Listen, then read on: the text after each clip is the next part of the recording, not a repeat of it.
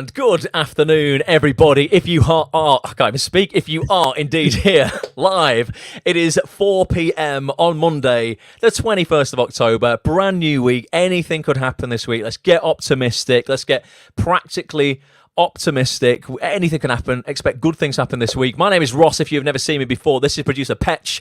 Together we run actonthis.tv. If you're an actor, you want to work in TV, you want to land more auditions, you want to book more roles on TV, get yourself over to actonthis.tv, grab your membership after this call, or whilst we're on it if you want, and you can join us every single week. We sit down literally every single week on private Zoom calls with our members and some of the biggest casting directors, agents, actors, writers, directors, and producers in TV, helping you push your acting career further, faster. We turn the music on, Petch. Yep. It's got the music on. Normally I forget that. Nice one. So yeah, basically, if you want to come and hang out with the biggest names in the game, get yourself over right now. But we also go live multiple times a week, normally. Anyway, we're going to do it a lot more. We've been super busy recently. Just to chew the fat with you guys, just about certain topics going down in the industry.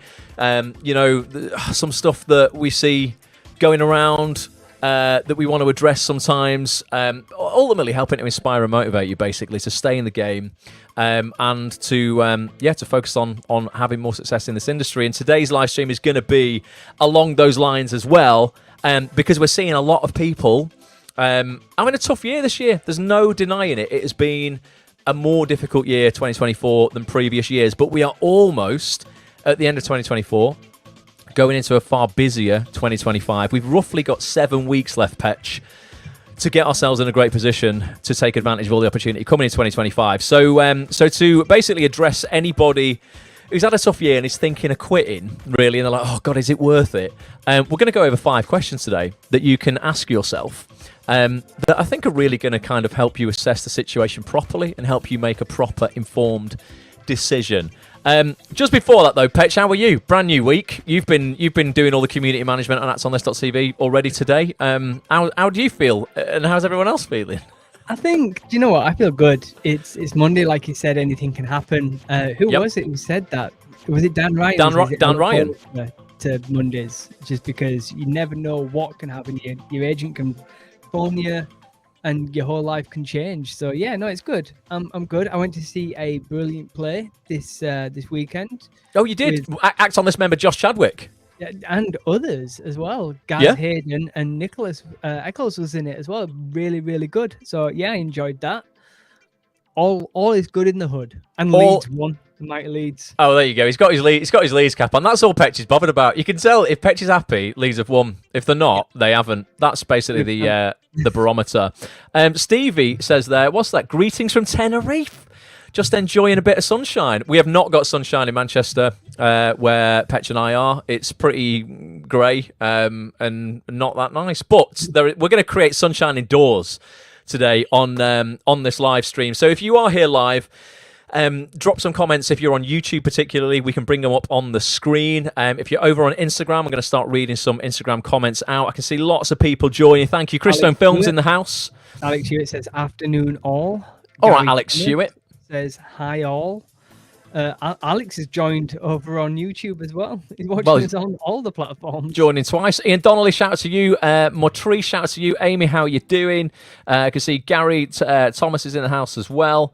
What's that? L. Spence, thanks for being here. Carolina, how are you doing? Luke, good evening. But yeah, if you want to get involved in some conversation, actually, just bring your comments up on the screen. If you go over to youtube.com/actonthistv, youtube.com/actonthistv, you can get involved with the conversation like Alex has done there. He says, I've changed to YouTube. The sound wasn't in sync on Instagram.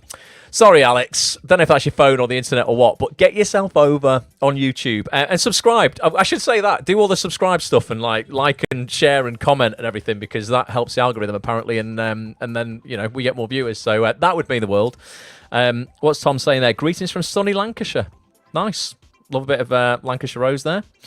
Stevie says, this is my new actor's name, by the way. Eventually took the plunge and changed my name and got on Spotlight. Nice one. So what was Stevie's original name? I don't know if I know. But Stevie, great that you're on Spotlight. Amazing. Nick Field says, good afternoon, hunks. I'll take it. I'll take that. Michael, good afternoon as well, mate. Thank you for being here. So if you had to rate 2024 out of 10, right? We know, and let's put a positive spin on this as well, because this is going to be one of the questions I get you to ask yourself in a minute, actually. We know it's been a challenging year. It's not been the best year. There have not been as many auditions around. The auditions that we've had this year, Petch, there's definitely been more competition for. It's not really been a lack of auditions for me this year. It's been a lack of actually booking the work. Last year I had an amazing year. I booked almost everything I auditioned for. This year it's kind of like, oh, hang on a minute, right? There's clearly other people in the mix for these now, and they're beating me to it. So yeah, it has definitely been challenging, but there's still been a lot of progress made. And if you look in your own career, you will have made progress that maybe you're not appreciating right now. And that might just be that your self-tape game has got better. Maybe you've bought new kit that you're more proficient in now. Maybe you've edited your show reel for the first time yourself and you can now do that. Maybe you've got a new agent. Maybe a casting director's seen you for the first time that's never seen you before, but you didn't book the job. But it doesn't matter. They saw you. Give us a mark out of 10 for how you would rate this year. And anybody, if you're up for being vulnerable, if this does apply to you, don't say it if it doesn't. But has anyone actually thought of quitting? Have there been moments this year when you've thought, oh, you know what, just sack this. I cannot be bothered. There's definitely been moments in my life where, over the years that's been the case. I've never been able to walk away because I have the disease. But yeah, there's definitely been moments in my career over the years where I've thought, you know what, I don't know, is this it? Am I making the right decision? What about you, Petch? You've definitely had that, actually. I remember 2020, was it 2020 or 2021 when you were like, if I don't get a TV job this year, I'm out, and then we got you on. It was 2021. So not that long ago, 3 years ago. What kept you in the game? Getting that job? I got a job, yeah. You got Coronation Street. Gets him in the game. But yeah, if you're on YouTube, let us know. Let me go over to Instagram. On Instagram, Ian Donnelly has given it a 2 out of 10. Oh, bloody hell, Ian. We can. Well, I mean, it's a low bar. Next year is going to be instantly better, basically. Gary Thomas has given it an 8 or a 9, especially compared to what I thought it might be. Oh right, okay, interesting, Gary. Gary's had a good year. Carolina I'll take that. Koala 10 says yes, burnout. Yes, burnout. What, 10? But as in, like, I'm giving it 10 out of 10, but I'm burnt out. No, I think you were talking about, does this apply to you that you thought about quitting? Right. Okay, Because yeah, you don't let people answer, you just carry on talking. That was sorry about that. Yeah. I know, I understand that. Over on YouTube, we've got Alex giving it a 6 or a 7. Diane Ellis is giving it an 8. I had 6 castings from the same commercial casting director, even though I didn't book it any. Story of my life this year, Diane. Don't worry about it. You're in good company. Alex says many times, particularly since I've still not booked a TV role yet. Come on, Alex. We're gonna sort that out. It's only a matter of time for you, dude. Yvonne. 8 out of 10. Thomas James, 6 out of 10. That TV job still eludes, but I've had other wins. Great. That's a good way to look at it. Nick Field says 6.5 maybe. I've had lots of work on short films and indie features, but 0 from applying for bigger jobs on Spotlight. Yep. Stevie has said I've had no jobs, but I'm not worried. I'm just getting going, really. And I've been really busy with my other work anyway. Fully booked for 2024 festive season, playing the real Santa Claus in Dubai. Mate, Stevie, I can see just from your image there, from your profile pic, I'm like, there's Father Christmas straight away. No costume required. Boom. Yeah, well, that's really interesting. Sorry, just going back onto Instagram quickly. Donzie Gray started out great at 8, but soon went down to a 4. Carolina has said, I was about to quit because it got too hard and I burnt out, but I couldn't. I don't know why. We'll get onto that, Carolina. And Donzie Gray has just said, I've just taped for a TV job. I'm waiting for the phone to ring. Oh, fingers crossed. Fingers crossed for that one. But yeah, I mean, I think the general consensus is it's been a harder year. It has been a harder year. But as I was saying at the start there, we're almost, 7 weeks to go, and this year's going to be behind us, okay? And I always say this a lot, don't I, Petch, but you can never drive a car moving forwards looking in the rearview mirror, basically. It's almost sort of like what's been this year has been. If you're going to stick around, you're going to stay in the game. We've got to focus on the potential of next year. And we've been keeping people up to date with what's been going on this year in terms of commissions. There have been more UK scripted TV commissions for Netflix this year than any other year in Netflix's existence, which is great. There should be a hell of a lot more work available in 2025 and 2026. Things can only pick up, basically. So what I want to go through, are 5 questions that everybody here who has had a tough year and maybe has thought at some stage, should I carry on or not? You know, I'm thinking of quitting. And we'll go over 5 questions everyone here should ask themselves first before you make any sort of like snap decision, some knee-jerk reaction, and then something that you might regret in the future. And the first one, it is cliche, this, Petch. You know, people will have heard this loads and loads and loads of times before, and it's actually quite difficult to do if you're in a bit of a funk as well, if you're not feeling great, because you just don't want to kind of go there and, like, you know, sometimes think positively if nothing's going well. But the first question to ask yourself is, why did I start acting in the first place? So I told you it was cliched. Everyone will have heard that, you know, heard that before. But ultimately, this is going to bring you back to the core of your passion for this industry, right? By reflecting on the reasons you pursued acting initially. And that might have been many decades ago, which is why it's quite hard to tap into those feelings. But you are an actor. Emotional recall, yeah? You know, if you can tap in to those early kind of emotions where you first experienced performance, you first experienced being on a stage, getting a round of applause. You know, maybe you got into this industry probably for quite poetic reasons back in the day.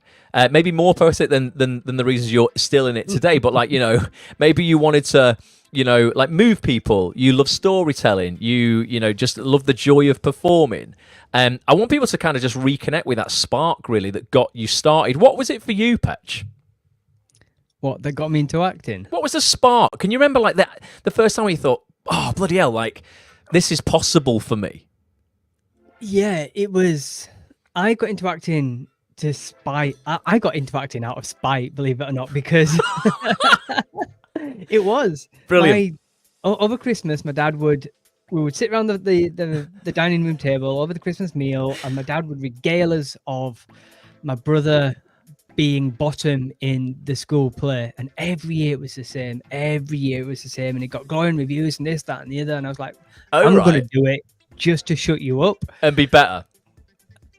Well, yeah, hopefully. And then I got cast in the school musical Return to the Forbidden Planet, and the thing that, like, just stuck out, and the reason I carried on doing it, and the reason I took drama and things like that, is because that first round of applause is such a natural high. I can understand why people go chasing that natural high. Do you know what I mean? They want that applause. They want people to love you, and you feel accepted, and it's just great, isn't it? Like, people like you, and who doesn't want to be liked? So yeah, that's what got me into it. I think it's honestly, like, I think everybody will resonate with this. I do think this really honestly, and I resonate with this myself. Everyone here, let's just be honest, we all want to matter. Everyone here just wants to feel like they matter. And you know, acting, performance, whether it's singing, dancing, poetry, art, whatever, you know, if you feel that, you know, you matter, that kind of spurs you on to do more of this kind of thing, and having that round of applause makes you feel like you matter. You know, maybe getting praise off your dad, Petch, makes you feel like you matter. You know, because it's not all about you. I'm still waiting for that. Yeah, just be bottom in midsummer. Mate, did it?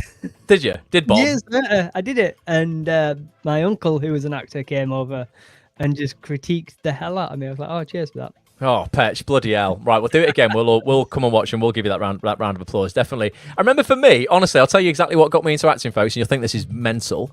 But I was obsessed as a kid, music-wise, with Michael Jackson. And I went to watch a film at the cinema. I can remember it so clearly to this day. It was at the Curzon near my house, this cinema that you've seen, actually, Petch. You will have been past it. Proper old school cinema. And I went to watch Michael Jackson's Moonwalker. It's a film Michael Jackson was in. If anyone's seen it, it's kind of like a biopic on his life, but then it's got a film element where Michael Jackson's saving kids from drug dealers. Like, he turned into a car? He turns into a car at some point, yeah. It's like shooting people, and then like a spaceship. But honestly, I was absolutely mesmerised. And I came away, literally holding my mum's hand, walking away from that cinema thinking, my God, like, I want to do that. I want to be on a stage, and I want to be in a film. I don't know if I want to sing, I want to dance, I want to act, but I want to do that because that guy is like my hero. He's absolutely amazing. And then I started learning how to dance like Michael Jackson. And I remember being on holiday. I told you this, didn't I, before? I was on holiday in Newquay in Cornwall. Anyone who's not from the UK, it's like a seaside destination. And we stayed in this guest house. And at night time, I would dance. This sounds so wrong. I would dance for money. Okay. All right, 'Cause I was Tina like, Turner. private dancer. I was 7 years old, Petch. But I wanted some Lego Technic. I wanted a motorbike that was made of Lego, and it was £8. And I saw it in the shop that day, and I was like, oh, God, I really want that, but I haven't got enough pocket money. I was getting like £1.50 a week or something like that. And my mum and dad were like, oh, well, they'd all have a drink at night, wouldn't they, sit in the bar? And then Tom, who ran the bar, was like, oh, we've heard you do Michael Jackson. What if I put Michael Jackson on? Will you do a dance for us? And I said, right, I'll do the whole routine for you, but you all need to chip in. And I did the Billie Jean routine. I got £8 and I went and bought my Lego Technics motorbike. And that was the day I realised, oh my God, you can get paid for something that you love doing. I am so in on this. I have and that was questions about this. Yeah. You can't even step and click. How did you do Michael Jackson? No, honestly, I'm pretty good. I am pretty good at it. I don't know what it is. It's just those routines, because I watched Michael Jackson again and again and again. I mean, literally like for hours a day as a kid. I had it on VHS, Michael Jackson's Dangerous Tour in Bucharest, Romania. And even when my mum and dad went out of the room to, like, they were watching Emmerdale or something, and they would go out of the room for the commercial break to make a cup of tea or something, I would put Michael Jackson's concert on, even just for those 45 seconds or so, like 2 minutes or whatever, and dance. Honestly, I was absolutely obsessed. So I could, still to this day could do it. If we ever go out and you get a bit of Billie Jean on, I'll do the whole thing. And I can moonwalk quite well as well if the floor's slippy enough. Like, genuinely, not just like a shit attempt at it, like a good attempt. That's out of your... Yeah, Petch's wedding, just a gentle step and click. I couldn't do it. It's because it's not, it doesn't get me going. Whereas a bit of Billie Jean gets me going. So yeah, that was it. That was it for me. Reconnecting with that passion, ultimately, of why you did this in the first place. And you might have lost that, because I get it. This industry can beat that out of you, and it's very difficult to kind of go back and go, oh yeah, I'll connect with that thing that I initially liked. When things aren't going well, you just want to tell people like us who preach a lot of like practical positivity to F off. And I understand that, because you'll be like, oh, but it's, like, that's not the reality of the world. The world's hard. It is, but you don't want to make it harder for yourself. By shutting out those initial reasons for why you got into this industry and that initial passion for this, and reminding yourself that you don't have to book a job on Netflix to do that stuff and to actually unleash that passion. You can do that on your own terms. You can shoot a short film on your phone or whatever. You can shoot a couple of monologues to put out on X or TikTok, a comedy sketch or whatever. You don't need it to have to be Amazon or Netflix in order to feel like you matter. Like, you don't have to go, just for the big stuff. You can act on your own terms, basically. Let us know. Yvonne's offering you a job already. No, honestly, Yvonne, next time I see you, boom, if you come to the Acts on This meetup at Christmas, I will throw some shapes. Don't you worry about it, especially after a mulled wine. Definitely. £10, no problem. Let us know if you're on YouTube particularly, because we can bring your comments up. Or I'll read them out on Instagram. What was it for you? Sandra on Instagram has put, I told the teachers in drama school back when I was 16 that I want to make people cry. Weren't we all just so messed up as kids? You wanted to just basically get one back on your brother. I wanted some Lego, and Sandra wanted to make everybody cry. Donzy Gray has said, I loved making people laugh, and I loved the attention. That's a big one. And it's kind of like a two-way street as well, because yes, you're getting your needs fulfilled, because you feel like you matter and you love the attention, you feel loved, and that's what we all want as human beings. But equally, if you're making people laugh and you're bringing brightness to people's lives, that's great. That's it's not a transactional, like, cold transaction. That's you offering value and getting value in return. So that's awesome. Making people laugh is what we need more of in the world right now. 100%. Going back to your scoring of the year so far, Paul Livingston over on Instagram has put, I give it an 8 out of 10.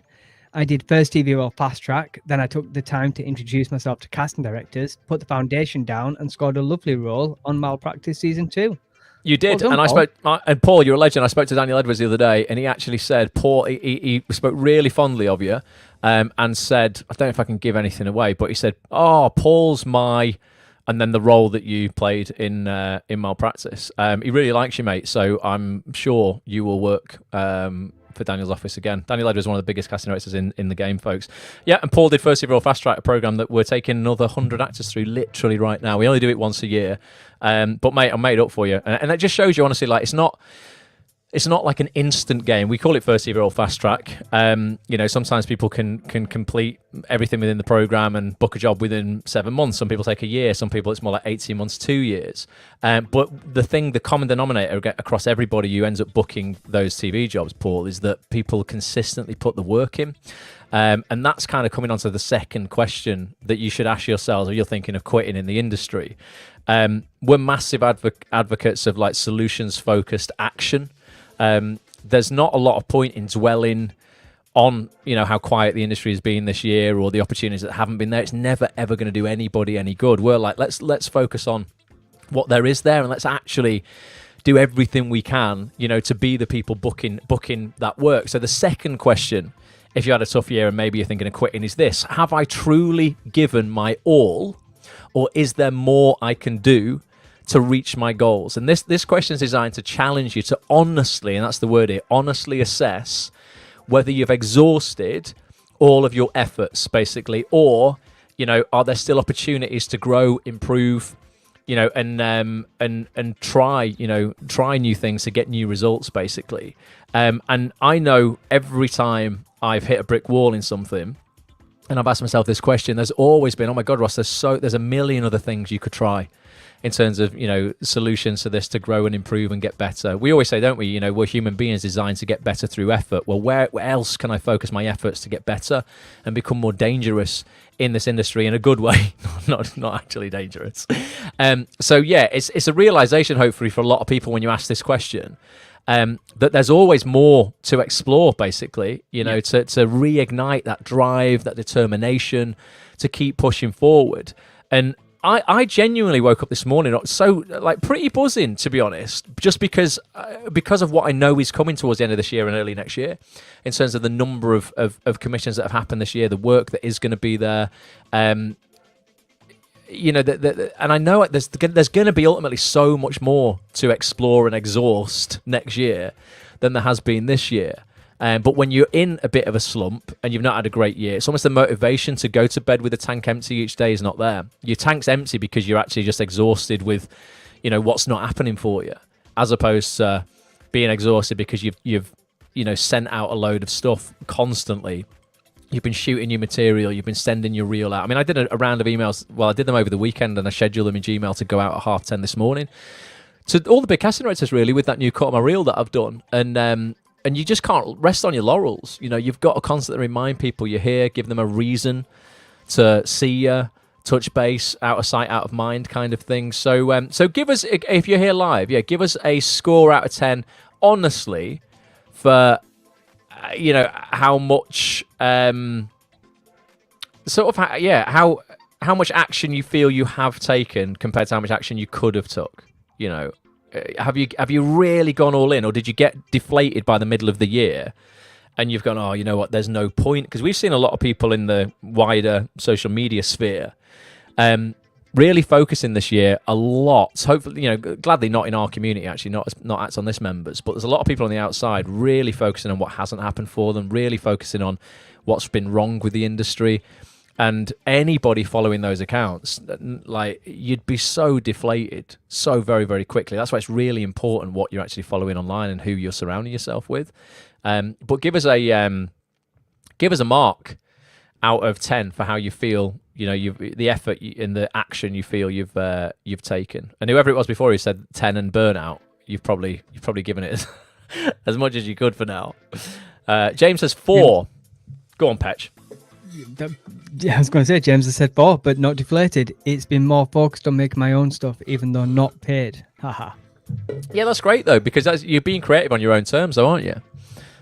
You've done that, Petch, in terms of you've not created your own stuff necessarily. What I've seen you do, hopefully, it's motivated you a bit more. It's inspired you a bit more to send stuff out. As you've ended up creating 4 different show reels over the last 6 weeks from material you already had, and you've taught yourself new skills on YouTube and we can pass these on to Act On This members as well. We'll maybe do this on or we'll talk about it on our big end of year wrap up, like in terms of just end cards on YouTube and sending people from one video to another video in your library. And that's something that I've never bothered to teach myself, but it won't happen at the end of this broadcast, unfortunately, because we haven't done it. But you'll have seen it all over YouTube. Someone watches a video on YouTube and then at the end you're recommended other videos from that person's library. Petch has filmed videos to put at the end of videos recommending other videos that people should go and watch, and then that's really upped your views and has helped people stick to your channel, and people might have seen scenes and things from your acting career that they would never have seen had you not taught yourself those new skills. So that's sort of like new learning, growth. That was something you hadn't exhausted, that now you've got to grips with, and that you can use on all your videos and stuff moving forward. But yeah, why did you decide that, Petch, to just go, I've got all this material and I'm going to create not one, not two, not three, but 4 different reels? And what were they? Tell people. Because with the regular calls that we've been having on Act On This with casting directors and directors, chatting about how to make the most out of your spotlight, something that's been coming up time and time again recently is how everybody who's working in this industry is a business, and time is money in business. So people want to make things super easy for themselves. Yep. So if you could send a link to a comedy casting director or somebody who primarily focuses on comedy to a comedy reel, that's going to be far more beneficial to them than sending them to my main reel, where maybe my comedy scene doesn't come in till like 2-3 scenes in the actual reel, at which point they might have gone, well, this is nice, but it's not for me, I'm just going to stop watching. If I can send them exactly what they're looking for in one reel, then I'm more likely to hold their attention. So I've got my main reel, which is a mixture of everything. It's my comedy, my drama, interspersed with other things as well. I've got my comedy reel, which I can send out to the comedy casting directors or directors. Like Brassic is a big goal of mine. I know that that's going for another season now. I've just guess who we've got on next week, Petch? Danny Brocklehurst, co-creator of Brassic. Yep. Yeah, I'm hoping to get in front of him. I'd love to be seen for the next season of Brassic. So I know that sending my comedy show reel to say like Ruth Carney, who is the first female director of Brassic, and to Sonia Allen, who cast Brassic, that's going to be more beneficial to them than say like my drama reel. But I have created a drama reel as well, because I've done like a lot of straight, I call them straight roles. That's where my TV jobs are, and like the more emotional side of my acting ability. And I know I can send that to people like Daniel Edwards or Victor Jenkins. So that's like my 3 main reels. But then there's a side of me which not a lot of people have seen, where it's a bit, I call it an antagonistic reel. It's a bit creepy. It's a bit it's not the roles I would genuinely be seen for usually, but it's a side that I can do, and I can do quite well. You do it really well. Petch can be a little bit like in those roles. Chris Stone cast you first of all, where you were programming a robot in a human. You ever remember Humans, that futuristic program a few years ago? It's great, called Humans. Was it Gemma Chan who was in that? I can't remember who it was. It was, wasn't it? And Chris shot a similar scene in that, where you were trying to program a robot for some nefarious stuff, and the robot ended up killing you. But that was the first time where I felt really uncomfortable watching Petch, not in a bad way, as in like, well, it was a bad way, but I mean, not in a this isn't a good. This is. I don't mean he's acting. Like, it was genuinely like really good performance, and that is a side that you can do really well. And I saw that was like a Victorian, like a period scene you did. Yes.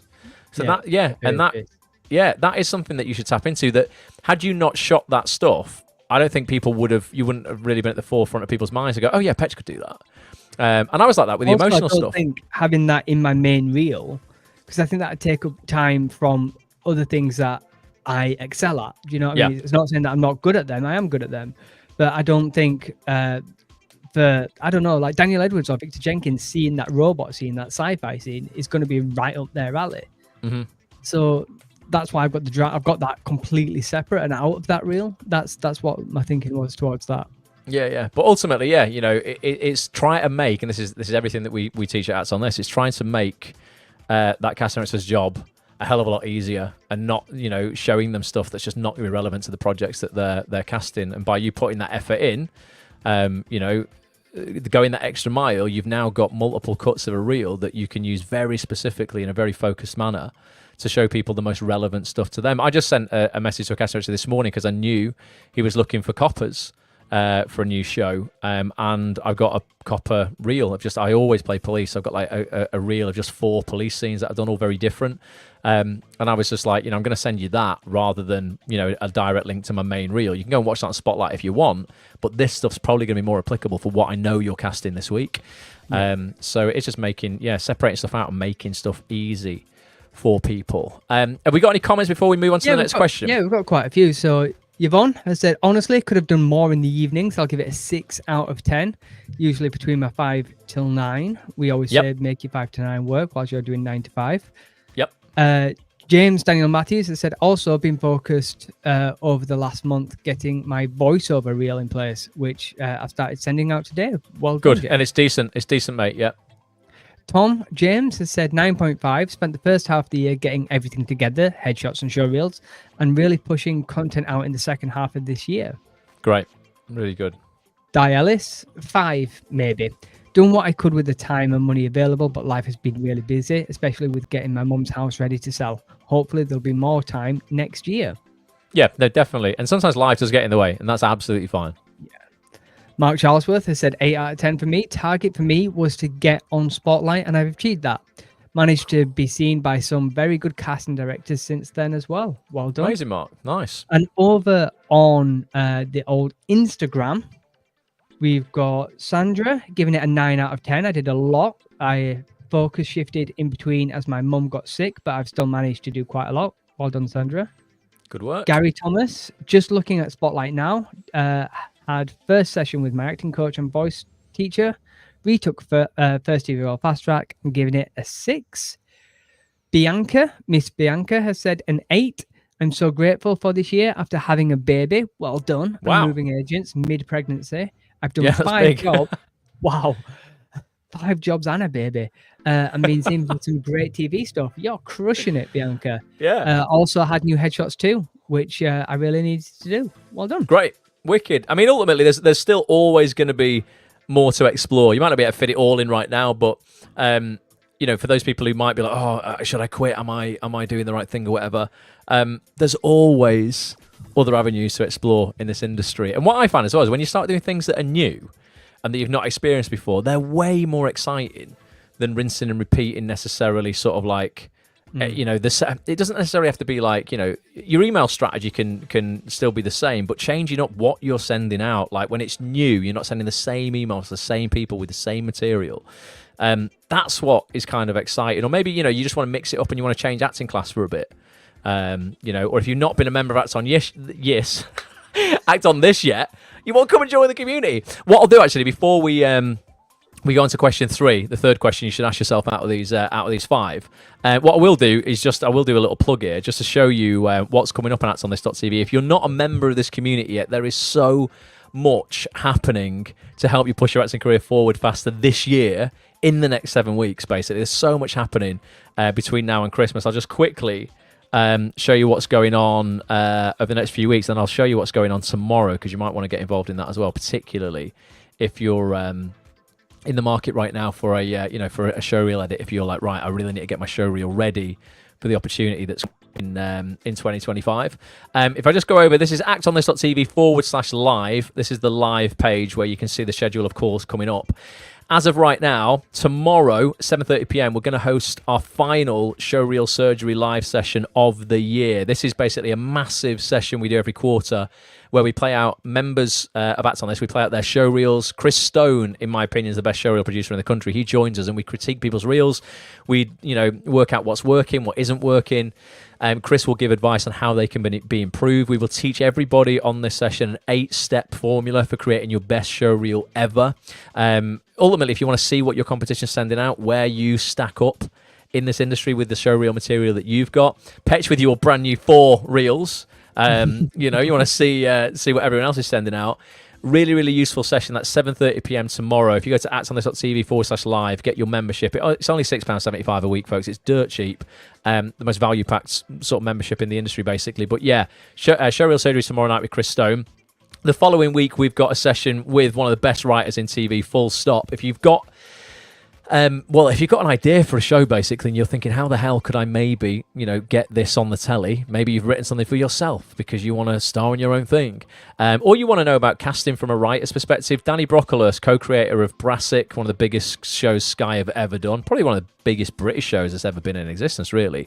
Is going to be with us on Tuesday, the 29th of October. Also responsible for writing other massive shows. Fool Me Once for Netflix. He always works on Harlan Coben's novels turned screenplays, so things like The Stranger, Fool Me Once, an upcoming show called Missing You that starts in the start of next year. Danny's a legend, and if you want to learn about casting from a writer's perspective, how to get your own stuff on telly, how the commissioning process works, that's going to be a cracking session.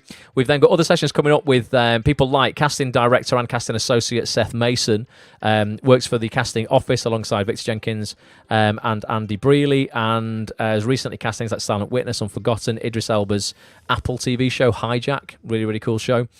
So we've got Seth joining us later in November. We've got a session with Mel Brown, the success manager of Spotlight. We've got Kelly Valentine Henry, one of the biggest cast directors in the industry, coming back to join us on the 28th of November. Anyone been watching Rivals? I've not seen it yet. Rivals on Netflix, stars David Tennant. Kelly's also responsible for casting things like Bridgerton. But it's getting really good reviews, Rivals. Have you seen it, Petch? I've not seen it yet. I've not seen it, but I've read some of the reviews and it looks amazing. Everybody says it's really good. People are saying the first episode's a bit naughty, but it's really, really good, yeah. So let us know if you've seen that. But yeah, Kelly's going to come on. If you're looking at auditioning for Kelly, probably in the top 3 casting directors in TV, full stop. Jill Trevellick up there as well, cast things like Downton Abbey, Mr. Bates versus the Post Office, that was huge this year. She's working on a huge new BBC show literally right now. Is going to be joining us. We've also got an agent coming on that I've not even got on the list yet. We've got our Christmas Cocktails and Conversation session coming up where you can win hundreds of pounds worth of Amazon gift cards with us. Basically, if you want to sit down every single week with the biggest names in the game and have direction on where to take your acting career, things to work on so you're not just out there flailing in the wilderness unsure of what you're actually doing. Come and join the community. You'll also get access instantly to 140 past recordings of every session we've basically done over the last 2 years.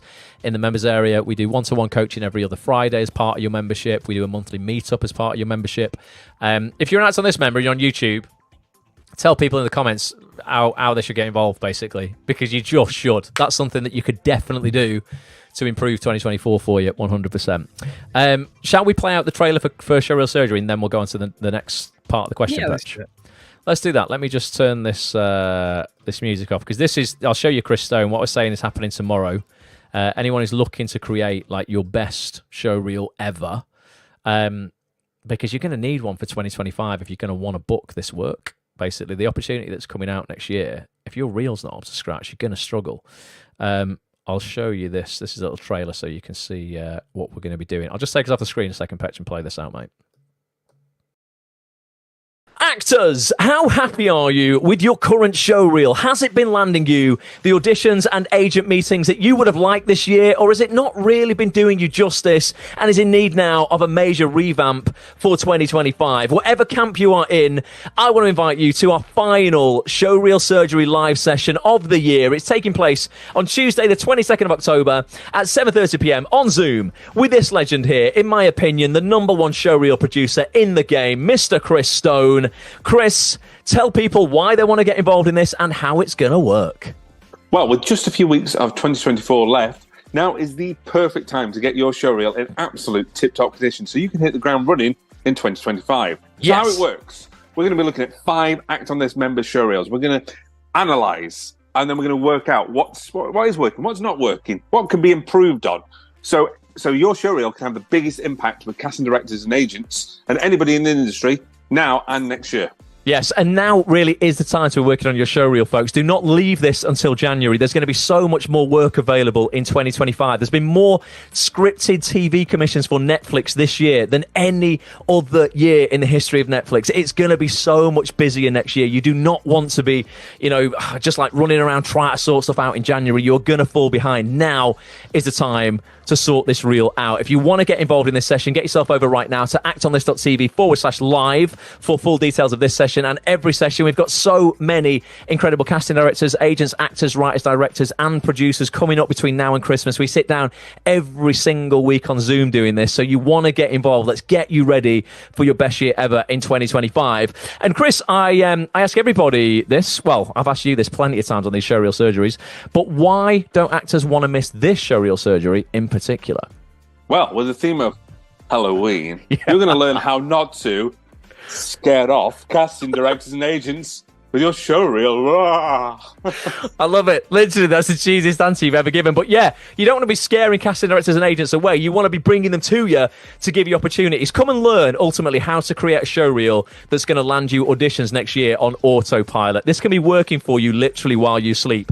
Be there, folks. actonthis.tv/live.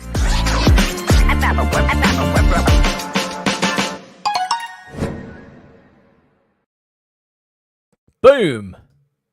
actonthis.tv/live. I love those sessions though with Chris. It's great. We play out actor show reels. As I say, you get to see what other people are sending out. You get to see where your material stacks up ultimately. And that is just the reality of this industry. Yes, we're all, especially in our community, we're one sort of like big family cheering each other on. But, sometimes there is only one job available. And if they can only see 5 people for it, and your reel's not up to scratch, you might not be one of the 5 that gets a tape. You've really got to use the next 7 weeks wisely so that you can go into next year not flailing around unsure of what you're doing in January. If you get it all done this year, doesn't it feel great, Petch, when you get all your ducks in a row in the year before, and then you can start the new year knowing what you're doing? Yeah, it takes a weight off your mind, really, doesn't it? It's like you're not at the start of the year, you're not flailing around trying to figure out what needs to be done. Everything's already sorted. So you can run into the upcoming year 2025 rather than stumbling into it and trying to find your feet like many other actors will be doing. You know that you've got everything sorted before then, and you've got a plan. So you just stick to the plan. Yeah, definitely. It's a bit like doing your homework at the start of the school holidays, so you can actually enjoy them, rather than getting to the last weekend before you go back and thinking, "Oh my God, nothing is ready. Now I'm going to cry." I mean, I'm going to be honest with you. I did that a few times, and I learned this is not the way. Get your stuff done before. And it's like us when we're going to, we'll book in all of our guest rats on this.tv, way in advance, so that January's all booked up. I'm not getting back here into January going, "Oh my God, we don't have a guest for next week." That'd be awful. You can't enjoy your time off at Christmas properly if you don't get your stuff sorted now, really. So actonthis.tv/live, get your membership if you want to be on that call, and you can check out the schedule of all the other calls that I showed you there. So back to the 5 questions to ask yourself if you're thinking of quitting or you have had a tough year this year and you're thinking of quitting. Catch up on your bottom 2 just so that anybody 1 and 2. Yep, 1 and 2 if you joined recently is why did I start acting in the first place? Ultimately reconnecting with that core passion, which is quite difficult, as we said, but, really going back and going, hang on a minute, right, maybe I've actually really lost focus of why I wanted to do this in the first place. I've got too serious. I've made this all about starring on Netflix stuff and Amazon stuff, and I'm not actually doing anything that's fulfilling, even, on a comedy sketch level, like on TikTok, that I can just do myself on my phone. Like, I'm just waiting for other people to give me permission to act, where actually I got into this because I just enjoy acting. Why do you start in the first place? Question number 2, have I truly given my all, or is there more I can do to reach my goals? And I think the answer to that is there's more we can all do to reach our goals. No one is in the boat of, I've exhausted all 10 million options of how I can enjoy myself in this industry. And then question number 3, am I focusing too much on rejection and not enough on the progress that I've made? Okay, acting comes with a lot of rejection, folks. Okay, but this question really sort of like, should it help you to shift your focus onto your wins for this year? Not on, what hasn't gone well for you. No matter how small, everybody here has made progress this year. Like I said before, even if you've just, I don't know, maybe bought some new lights for your self-tape setup and you now are more proficient with light in your self-tapes. Maybe a casting director's seen you for the first time, he's never seen you before. Maybe you've started sending emails to casting directors because you didn't, know you could do that, or you haven't done that before and you've had your first couple of replies. Maybe you've got on Spotlight, you've changed agents. Doesn't mean because you've not earned thousands of pounds and you're not, starring in massive shows that you've not made progress. So actually that's something we could ask people. If you are here live, doesn't matter how small, put down in the chat just a couple of small wins, or even just one. What's happened this year for you that's gone well? Have you met a director for the first time you've never met, somebody you've never met before? I did some ADR on Coronation Street a couple of weeks ago, met a director called Kojo, who's just great, really, really nice guy. Never ever met him before. We've had guests on Act On This.tv this year we've never had on before. Who were just brilliant and have given us, incredible advice. So just meeting people is a win. Whoever it was before, was it Bianca? You've had a baby. Now, you might think that takes you away from your acting, but actually that's just going to unlock emotional richness for you that you can then bring into your work that you'd never have had before on an authentic level. Because a lot of people think, I'm having a break, I'm having a baby. You're not having a break by any means. You're coming back to the industry with emotional unlocks there that emotions you probably never felt before, that you can then bring to your work. So let us know some wins, and if anyone comes through with the wins, Petch, stick them up on there. Yeah, no, I'll go with mine first. What are yours? Yeah. Throughout a couple of, last month was it? A couple of months ago, I saw this trend on Instagram of people putting stories up and tagging people in it. So it's like day one. I remember. Yeah. Day one of the one that I saw, for example, that started me into doing this was day one of covering a Tenacious D song and tagging Tenacious D in before they repost on their story. So I thought, right, I'm going to do the same thing with my showreel and get a director that I really admire just to see if he'll like or comment on one of my showreels. It's a director called Kevin Smith over in America. Brilliant director, did Clerks 1, 2, and 3, Dogma, Chasing Amy. If you've not checked him out, check him out. He's got a wealth of just back film catalogue. What he doesn't know about films is not worth knowing. So that was my thing on Twitter, was to post my showreel every day and tag him in it just to see if he'd like anything. Finally, he did. He just liked. He didn't comment or post or whatever. He just liked it. And I was like, oh, that's brilliant. Right, I'm done with that. Just whilst you were playing that video out then, has he watched it? No, somebody else. Oh, okay. Playing that out then, I got a message on X from another director, Isha Sahota, saying, I saw your showreel that you kept posting out every day for Kevin Smith. I really liked it. I was like, boom, that's a bonus win. Oh, well, should I play the video from Isha? We had Isha. He's an incredible director, folks. Someone you definitely want to have on your radar if you're an actor. Has just directed something called Missing You for Netflix, brand new Harlan Coben drama, stars some incredible people. And he's previously done Grace. He did his own film called The Effects of Lying for ITV, which is an absolutely fantastic film. He's done Ridley, starring Adrian Dunbar. And we had him on for a podcast. This kind of ties into the question we just asked before, around the work that you're doing and whether you'll go to bed with the tank empty or not. This whole podcast was working on your dreams, basically, no matter what. That was the kind of theme for it. I've got let me just pause the music. I've got the trailer here. Just, if you've not seen this and you're a member of Act On This.tv, get into your members area this week and watch this, or just listen to the audio only version, because this is absolutely banging. This is a really, really good podcast. It's just going to light that spark in your belly again to just go, right, hang on a minute, don't care what's happening in 2024. The one thing I can control is my output and how hard I work, and I will just outwork everybody next year to get what I want. Here's just a 2-minute trailer, but it's really, really, really great chat. If you're serious about a craft or something that is as difficult as acting, directing, in very kind of competitive, difficult industries, everything in your life has to feed into that.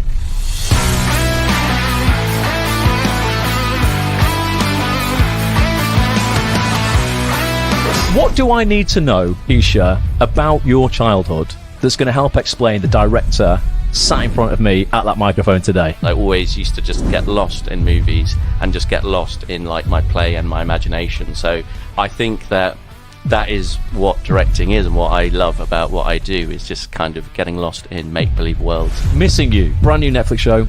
by Harlan Coben, Rosalind Elazar, Richard Armitage, James Nesbitt, Top Boys Ashley Walters, Selene Henry. Yeah. What is it like for you steering the ship with those names on board? They're normal people and they care about the work. They're going to be big names because they're f***ing good, basically. So you better make sure you're f***ing good. Let's talk casting. I want to know what it is like to audition for Isha Sahota. I will always ask, how did you find the script? What stuck out to you? What did you like about it? And this is, a really important question, because I think that is the way that the actor can. How would you get on your casting radar? You've got to be. You have to let go. But the truth will reveal the world the way it's intended to be revealed. And the consequence for you will be that you'll have the adventure of your life. This is a massive part of my life, but it is actually spirituality and these things like letting go and clinging. There's so much I can't control, but what I can control is how much work and effort I put in. I've always just thought I will get there because I'll outwork. I'm willing to do more work. If I was getting a self-tape from you this week, what would I need to do in it in order to get a recall? I think really.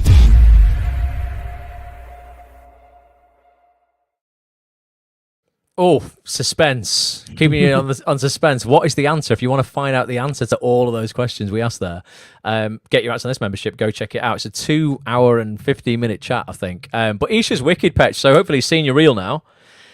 He might see you for stuff. That's a win. You never know. That is a win. What other wins we got? Wins coming in. Alex Hewitt. I suppose that my biggest win was having Kelly Valentine Hendry seeing me for the first time. Massive. Yep, Kelly's huge. Yep, fantastic win. Di Ellis, best things. I've had a reply from a casting assistant at EastEnders saying they like my scene and have put me on their day player list. Shot my favourite ever showreel scene, a period drama with Chris Dawn, and signed with an established co-op agency, currently learning how to use Tagmin as an agent. Win after win after win after win, Di. Yeah, that's great. That's absolutely brilliant. It's, it is. Sorry, carry on. No, I was just going to say, it is. It's focusing on what you have done this year, not what you haven't. Over on Instagram, Jason Rivers has had constant voiceover work for Currys and PC World. Very nice. Carolina met a very good director, became friends, and now they're going to make a film together. Awesome.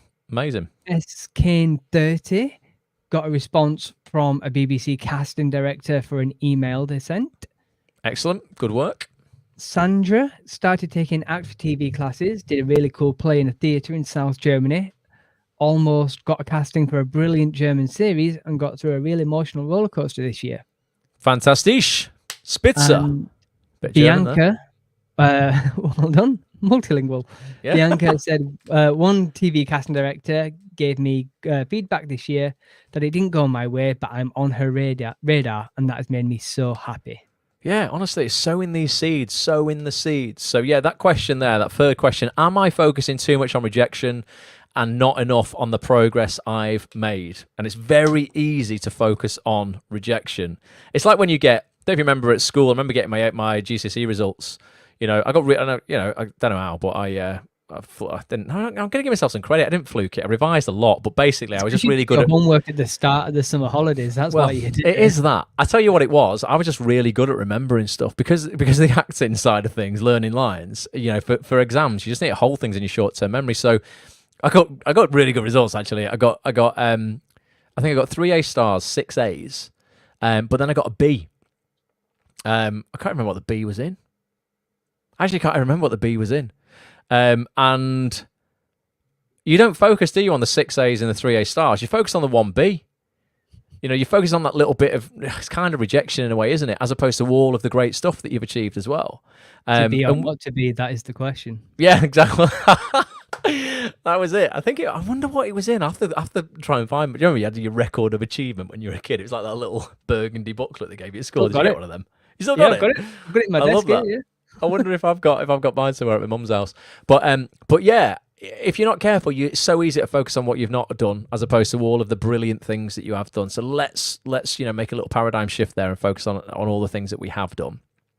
Question number 4 of these 5 questions. This is really important, and this is why I built actonthis.tv, and again, why I will, for the rest of my life, well, as long as I'm alive and I'm running this community, I will encourage people to join it for this very reason. This question here: have I built a strong support system, or am I isolating myself from people who can help me grow? Okay, actors often feel like they are battling alone. Okay, but this question really is going to like prompt you to consider the value of community, mentors, friends. You know, it's why I built Act On This.tv 14 years ago, because all of my mates were working in inverted commas normal jobs. One was an aircraft engineer, my mate Dean. Carl works in accountancy. My mate Liam made doors with his dad. He's like a joiner. And when we would go out, you know, back in the day when I would go out and socialise, they didn't want to hear me talking about agents and talking about the audition that I didn't get, or, you know, I don't know, learning lines, putting on shows. Self-tapes didn't exist back then, so I wasn't talking about them. But, you know, I was like, I've got no one to talk about all this stuff with, so I'm going to scratch my own itch, and that's why I created Act On This.tv. And we have a private community that's only available to members on the website. It's available for you guys 24/7. So it's like Facebook, but not on Facebook, to post anything that you need help with. Petch and I are in that group all day, every day, Monday to Friday. A lot of members and myself sometimes are in it over the weekend as well. And it's just like, you know, a support network where you're never alone. You need a reader for a self-tape. Drop it in there, you'll get one within minutes. You know, you want to have an impromptu meet up in a city in the UK. We've got members all over the country who will go and have a brew with you if you just want to, you know, sort of make some friends in the industry. There's people who collaborate with each other on showreel scenes. People recommend agents to one another. You can get really honest, sort of like open advice from a community that's supportive and like motivating and inspiring. A lot of the stuff that's out there, particularly on X, I've got to say, and from other accounts in this industry, really has this year focused on just what is not there. It's like every single piece of content they put out is a negative. I don't want to be around that. So you might feel you've got community, but the community you've actually got are all battery drainers, all focusing on, you know, how they wish things were rather than how they are, and working to make things better. So yeah, community is super, super powerful. And you will find, I don't think you'll find a more, honestly, just because of our ethos, and more sort of inspiring community than we have at Act On This, because we have almost like a zero tolerance to negativity, don't we? It's almost sort of like, look, if something's not right, how can we find a solution to it? You know, let's not just accept that there's nothing you can do about it, and, you know, you're not going to work and everything's against you, because it's just not. Like, you are in control.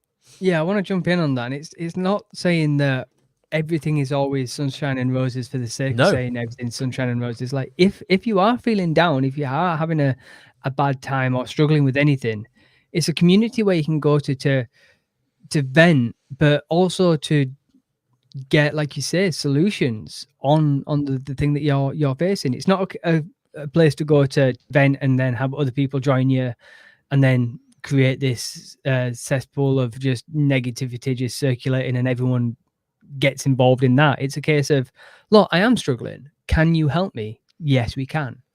Yeah, it's so like, it's not, go on, mate. I'm gonna say, yeah. No. It's like, there's a bit of a delay. Are you going, or should I? Okay, so yes, no, I agree with that. It's not denying how you feel. That's actually not healthy. It's, you know, is creating a post going, folks, I'm really struggling this week. You know, I've had my third rejection from an agent that I've sent some stuff out to. You know, I'm sort of feeling, you know, really down, and I need some new perspective. You know, what would you suggest? And then it's having very solutions focused people in there going, yeah, that's all valid. You know, of course you're going to feel a bit like shit because you've had 3 rejections in a week, right? But let's have a look. What have you done? Who have you approached? What have you sent to them? You know, let's see your reel. Let's see your email. You know, have you had any insight on, you know, whether these emails have been read yet, or you're just reading into stuff? Have you chased these agents up for a definite yes or no? It's just basically giving you control, putting your hands back on the steering wheel, ultimately, because it's what a lot of actors do. It's almost, if you imagine, we use this analogy of this tractor. So imagine if every single day, you know, a farmer went and got in his tractor and he just drove into the field, but he didn't put his hands on the steering wheel. He just, you know, put his foot on the accelerator and just let that tractor drive. It's going to create these ruts in the mud that eventually will be like tracks. So every day he gets in, he just puts his foot on the accelerator, and he ends up in the same place every single day because he's doing the same thing day in, day out. Sometimes putting your hands back on the steering wheel and turning it just like metaphorically 5 degrees to the right, yes, if you drive for 2 minutes, you're not going to end up in that much of a different place to where you were going to end up anyway. But if you drive 5 degrees to the right for 30 days, you're going to end up absolutely miles away from where you were going to end up had you not put your hands back on the steering wheel. So what we try and do is just to basically put your hands back on the steering wheel and go, look, you're in control of steering this tractor. Where do you want it to go? As opposed to just ending up in that same field every day because you're in this rut and you're repeating the same thing again and again and again and expecting a different result. So yeah, it's not delusion. It's what I said at the start. It's practical optimism. That's really, really powerful. And anybody who really compounds negativity in not just this industry but just on social media at all, be really careful, because sometimes people have called me toxically positive. Oh, it's toxic positivity. I'm like, no, it's really not. It's being practically optimistic, because focusing on negativity is never going to inspire you to take action. They'll go, oh, but I'm just keeping it real. I go, no, you're not. You're keeping it real negative. That's what you're doing. So it's not being delusional and going, oh, we're going to ignore everything that's going on in the industry. It's going, actually, how can I work with what is happening right now to actually have a greater chance of success? And there's loads of things, that you can do. So you've got to be in the right support network, basically. So if you're surrounded by 5 negative, whinging, moaning actors, we always say this, but you will become the 6. Whereas if you're surrounded by 5 inspiring, motivated, solutions-focused actors, you'll become the 6th. So do be careful ultimately who you're hanging out with and what accounts you're following on social media. So that was question number 4. We're at 5 o'clock, so I'll go straight into question number 5. But this is the big one. This is the reflective one. And this is why I think people should honestly go and have a walk. If you're watching live or you're listening live, listen to this again on the replay of summer and go and have a walk like in nature. Go and have a walk in the park where there's dogs. I always love doing that. That sort of gives you a nice, feel-good perspective on the world. But this is the 5th question. It's really, really important if people are thinking of quitting because they've had a tough year this year. And it's, what will my life look like if I quit now? And will I regret not seeing how far I could have gone? I think regret is the biggest poison known to mankind, right? And I always picture myself, I don't know, in my late 90s, I'm getting to 100, I hope anyway, 101, in my bed going, right, I've spent all of my time on this earth, now it's up for me. Would I genuinely be able to be at peace by going, I didn't see how far I could have gone if I'd have pursued that passion that I wanted to pursue ever since I was 4 years old and I saw Michael Jackson in that film? And if the answer is like, yeah, you can be completely at peace with that, then that's fine then. You don't have to stay in the game. But if it's like, hang on a minute, there would always be a little bit of curiosity and a bit of a what if in my life if I did quit now and I didn't see this through. I don't know if I'd ever be at peace with that. And as people have said in the comments, and I've had this multiple times where I've thought over the years, I've been doing this 25 years, of course I've thought multiple times of going, no, I don't know if I can do this anymore. And I've never been able to turn my back on it, ever. There's just been this thing that's like, no, well, what else would I do genuinely? Is there anything else out there that I'm going to get as established in as I'm established now, to the point where I'm going to end up being more successful in something else? Because anything you're trying to be successful in, it's hard work.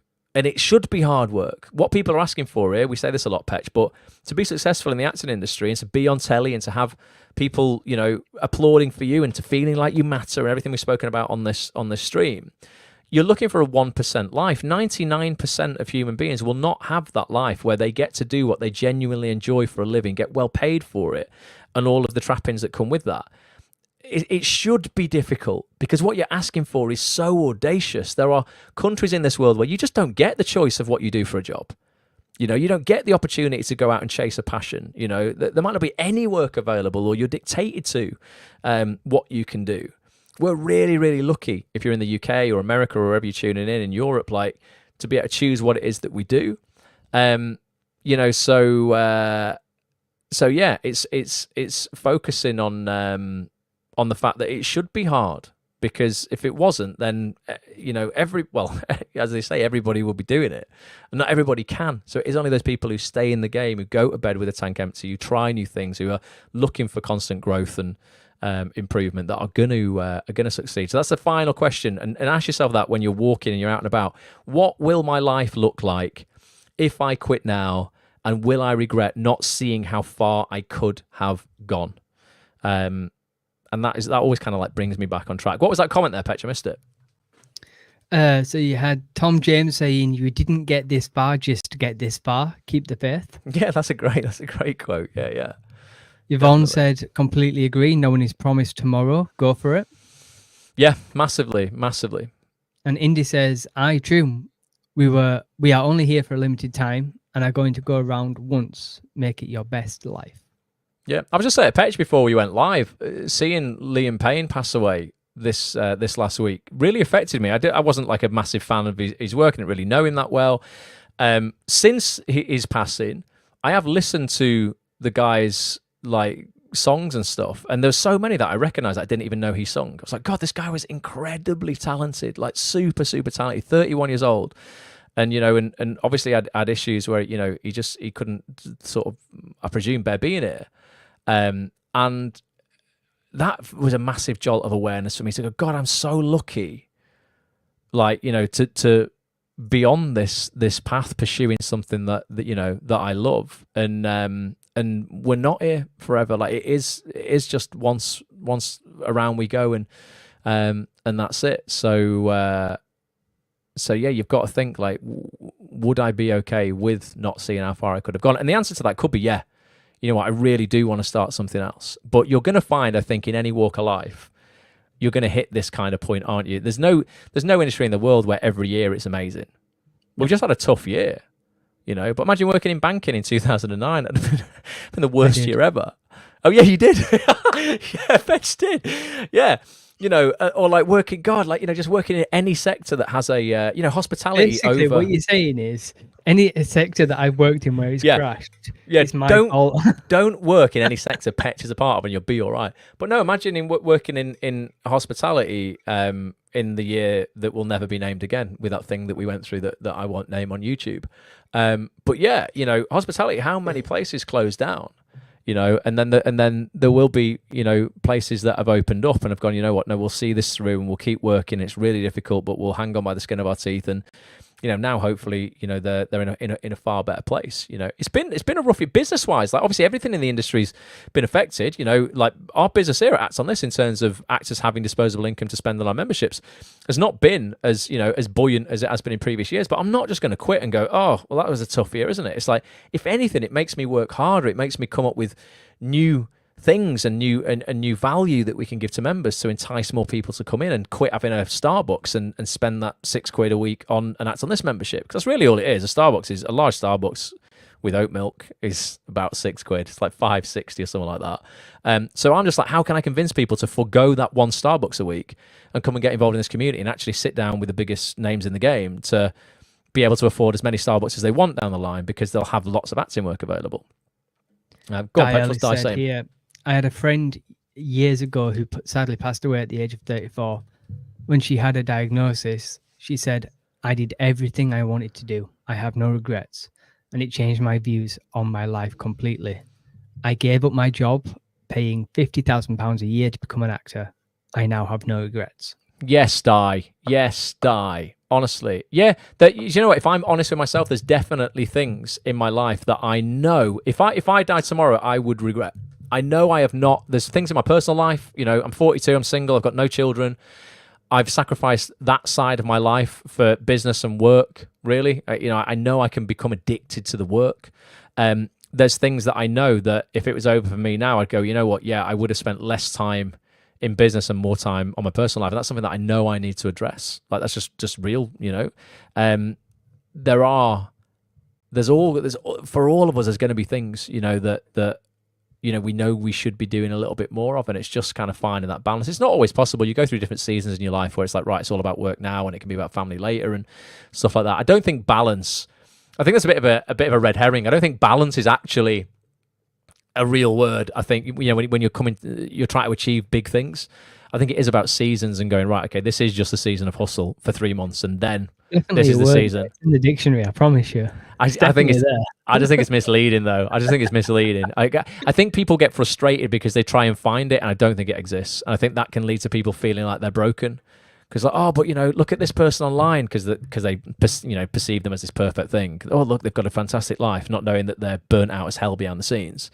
I've never found it anyway, if it does exist. And no one I know a lot of successful people, no one I know has found it. Where they're like, yep, everything's in balance. My health is in perfect balance. My family are all super happy. My relationship is the best it's ever been. My business is the best it's ever been. It just doesn't exist. I think that's a fallacy. You can have it all, but not at the same time. Yeah, you can have it all, but not all at once. Yeah, 100%. Yeah. No, definitely. You've just got to be okay with that. Just be okay with with life not being perfect. Ultimately, that is that's what all these questions are about. So to recap, those people who might be tuning in now, the 5 questions to ask yourself if you had a tough 2024 and you've been thinking about quitting. Number 1, why did I start acting in the first place? Let's reconnect with that core passion of why you initially got involved in this. Number 2, have I truly given my all, or is there more I can do to reach my goals? And the answer to that for all of us is yes, there is more we can do to reach our goals. Number 3, am I focusing too much on rejection and not enough on the progress I have made? You've all had wins this year, no matter how small, that you should be celebrating. It's not all about the big game-changing stuff, okay? Sometimes the compound effect of the little things can make you far happier. Number 4, have I built a strong support system, or am I isolating myself from people who can help me grow? And if you are isolating yourself, you try to do it all on your own, or you're surrounded by negative people, come and get an Act On This TV membership. You'll be surrounded by hundreds of super inspiring, motivated people who will help you actively daily help you achieve your goals in this industry. And then question number 5, what will my life look like if I quit now? And will I regret not seeing how far I could have gone? We do not want to get to 92, 95, 101 and live with that regret. The number 1 regret of the dying Petch, if anybody's read that book by Bronnie Ware, great book. She works in palliative care and interviewed a lot of people literally on their deathbeds. And the number 1 regret of the dying was, I wish I had lived the life that I wanted to live for me rather than the life that other people wanted me to live. Ultimately, so if you're doing a job for your other half or your parents and really you want to act, but you decided to go down the doctor route or something like that, or like Di, she was on 50 grand a year doing a job that she quit because she really wanted to pursue acting. Live the life that you want to live for you, not for other people. That will help you avoid regret later in life. So hopefully that's been useful. What do you think, Petch? Have you got any words of wisdom for anyone who's had a tough year? I guess the other thing that I would add to that is, does it have to be permanent? Yeah. You don't have to say I'm all out. Like, yep, I'm quitting. It doesn't have to be a quit. Take a break. And that break can be as long as you need it to be or as short as you need it to be. And you can always come back. The industry is not going anywhere. It's been around since ancient Greeks. It will be around for long in the future. Do you know what I mean? It's not going anywhere. We've had tough times. We've had that time that shall not be named. We've had strikes. We've had everything thrown at us, and we're still here. Yes, it's difficult. Yes, it's challenging, but it's still here, and it will be in the future. So, yeah. I think people have almost... Yeah, people have almost been forced to take a little bit of a break this year. I know people have been trying hard, it doesn't mean you've not been working and stuff like that, but I feel there is more optimism in the air. And I got some emails yesterday, a guy called Paul emailed me, and he's like, Ross, I know I've not been that engaged. He's got an Act On This membership, but he's like, I know I've not been that engaged recently. I've been sorting some other life stuff out. But he's now chomping at the bit with optimism of going, I'm really ready now to get back into it and to go all in, sort of like from November onwards. He's really going to work to get all of his material together, go and enjoy Christmas and New Year, and then just go for it in 2025. And I think there's a lot of people probably here feeling the same way, where they're like, right, maybe I haven't been as enthused this year because of the situation we've been in, but I am ready. Let us know if you're here live, if you feel ready to take on 2025, almost like you've got sick and tired of feeling sick and tired, and you're like, right, F it, I'm ready now. I'm going to go for it. I'm going to, put the work in now, maybe to get myself in a good position before Christmas.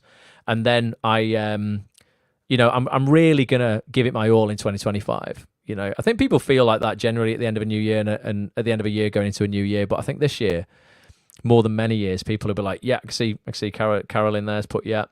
I'm optimistic. I think there will be. There has to be so much more available next year based off the commissions that have happened this year. That's just fact. That's not me just hoping. It's actually factually correct if you go and look up the number of commissions that have been made in TV scripted scripted TV shows, basically both comedy and drama this year across all channels, particularly Netflix, who have made more UK commissions than at any other point in their history. So yeah, it's going to be hopefully a really good year. No Socks Football says big love back to you, No Socks Football.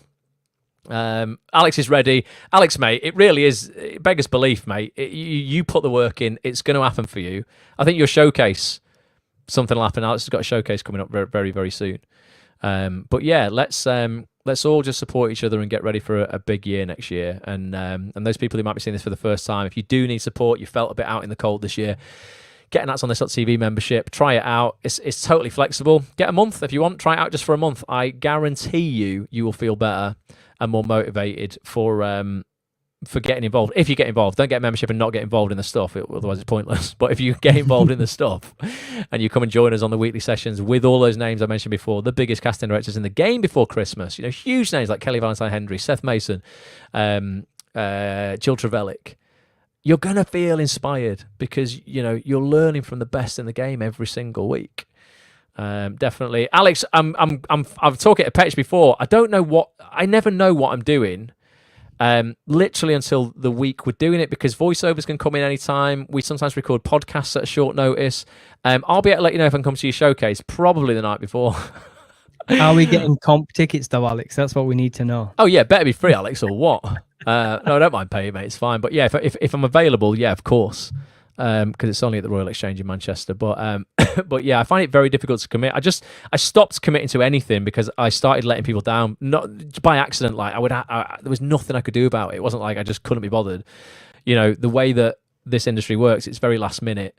And sometimes we'll book guests for Acts On This sessions, and I'll book in to record a teaser trailer with them, and then they'll get a job and we have to change the time of that, and then I would have to text people and say, I'm so sorry, like this guest has had to change this time and now I can't come to this thing, and I hate letting people down. So now I just don't commit to anything until I know I can definitely go. Basically, Ross, I never know what I'm doing. Full stop. But mate, that's just the truth. Honest to God, that literally is my life. Authentically is my life though. Yeah. Tom James has said I've taken breaks away from acting due to life events, but it's always been a part of my life.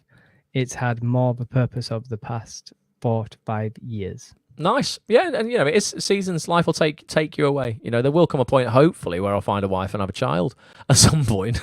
That will probably take me away for a little bit. I mean, I'll be here, won't I? Holding a baby, doing a live broadcast, going, Petch, you just take over for a second. Be a little bit crazy, but yeah, life happens. What's Andrew said there? Could never quit. Could never quit this business. It's within us too much. Yep, we're all diseased. We just can't escape. And Alex says it's a good thing you have Petch.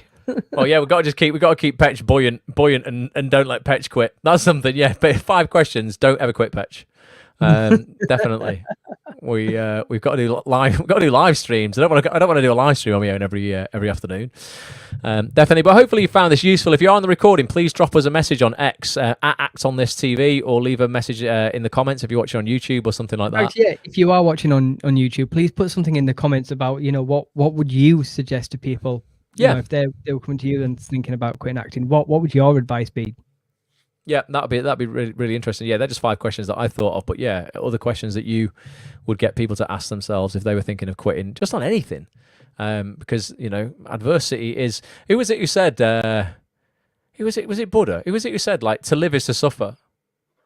Something like that. Sounds like Buddha. Google that. To live is to suffer. It was, and it's just true. Like, it doesn't mean that every day, you're suffering majorly, but like it is. Nietzsche. Oh, Nietzsche. Nietzsche, there you go. Right, philosopher, I think. Yeah, to live is to suffer, and it is. It's almost sort of like if you're feeling. The full quote is: "To live is to suffer. To survive is to find some meaning in the suffering." That's exactly it. To survive is to find some meaning in the suffering. It's like what good is there in the situation that I cannot currently see? How am I being challenged here, and how can I grow through this? Why is this good? What am I learning?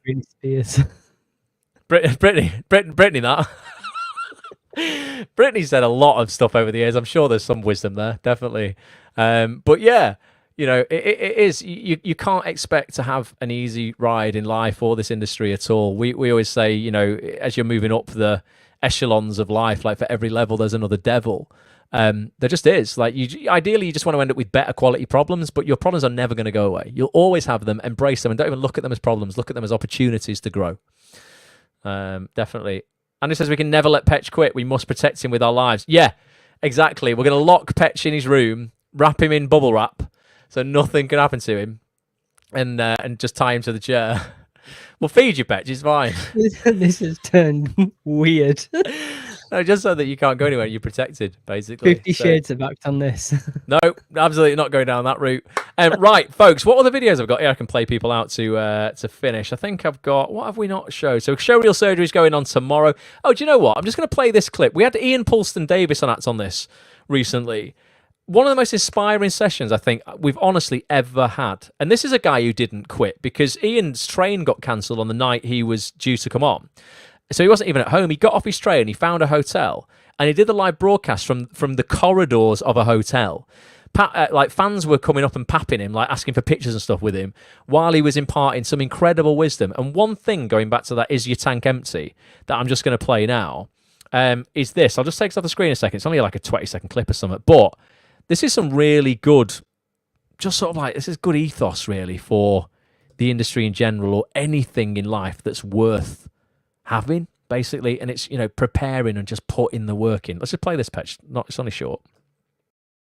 I treat every audition like a title fight, and I always imagine and visualize all those other actors in their bedrooms preparing, and I always decide to work harder than anyone else, because without that determination, that discipline, that dedication, you may well lose that fight. So I can't tell you how important it is to prepare more than you believe anyone else is going to prepare for it. So when I go into a self-tape, or in fact, if I've got the job, when I go on set for that first day, I challenge anyone to have prepared more than me.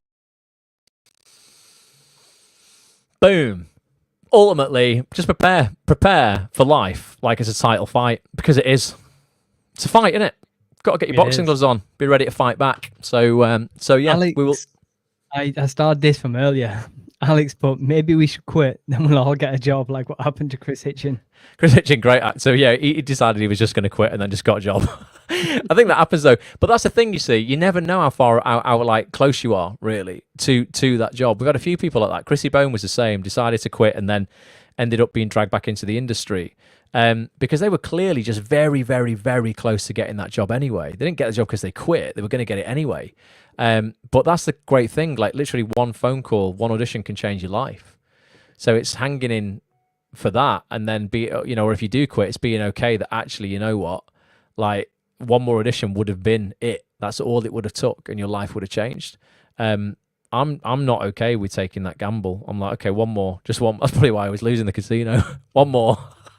Just one more, yeah, one more round, yeah, one more go on the roulette, yep. I'll just keep doing it until I win, because your number's going to come in at some point. At least, in this game, I guess sort of like the money you're putting down really is the sweat equity, is the work you're putting in, I guess.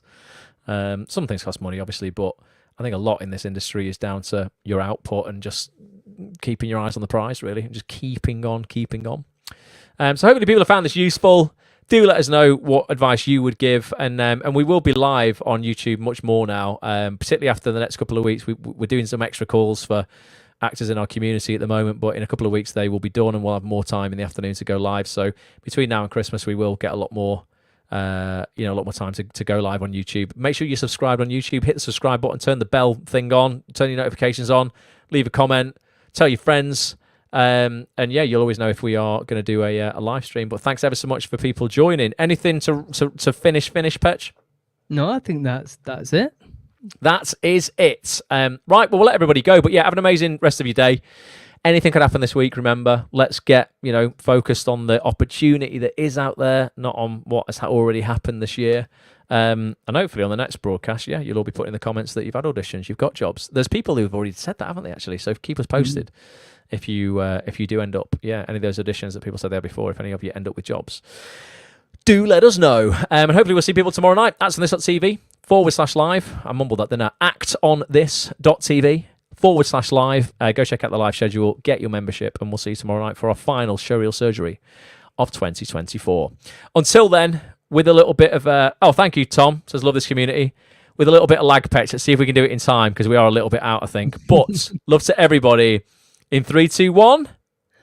Bye for now. I think that was all right, wasn't it? I heard the lag. Oh, bye for now, everyone. Bye.